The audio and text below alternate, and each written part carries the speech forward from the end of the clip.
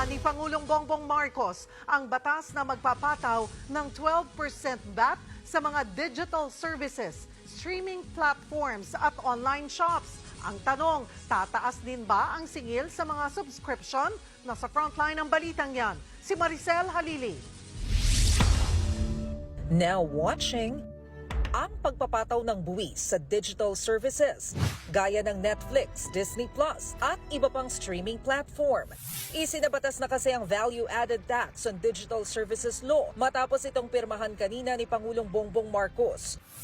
Ibig sabihin, papatawan na ng 12% VAT ang lahat ng digital services platform na nakabase sa abroad pero kumikita sa Pilipinas. Bukod sa mga online streaming, sakop din ang online shopping. If your presence in the Philippine market is as real as your profits, then your tax responsibility should also be equally tangible. But make no mistake, we are not imposing new taxes. We are simply strengthening the authority and streamlining the process of the BIR to collect value-added tax on digital services. Tinatayang aabot sa 105 billion pesos ang kikitain ng gobyerno sa susunod na 5 taon mula sa VAT ng digital services. Yun nga lang, mukhang ordinaryong mamamayan na naman ang mapapakamot ulo. Pwede kasing ipasa sa mga consumer ang dagdag buwis, kaya nanganganib din ang pagtaas ng singil ng online products, services at subscriptions. Kaya si Val, nasuki sa online shopping, magtitipid daw muna.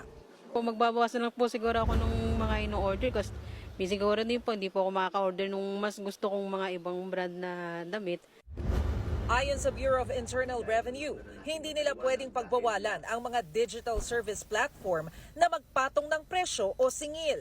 If they will increase their prices by so much, they will also lose their customers at the same time. So I'm sure they will not do that. It's not a wise business decision.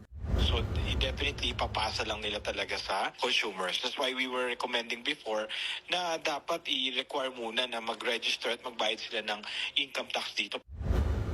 Pero exempted sa batas ang mga educational digital service platform gaya ng online courses, trainings at webinars na gamit ng private educational institutions o yung mga institusyon na accredited ng DepEd, CHED at TESDA.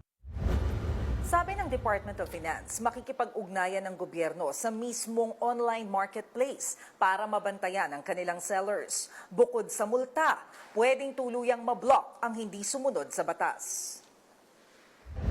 May 70 araw ang gobyerno para maglatag ng implementing rules and regulations para sa batas na ito. Kaya posibleng coming soon pa sa susunod na taon ang pagpapatupad nito.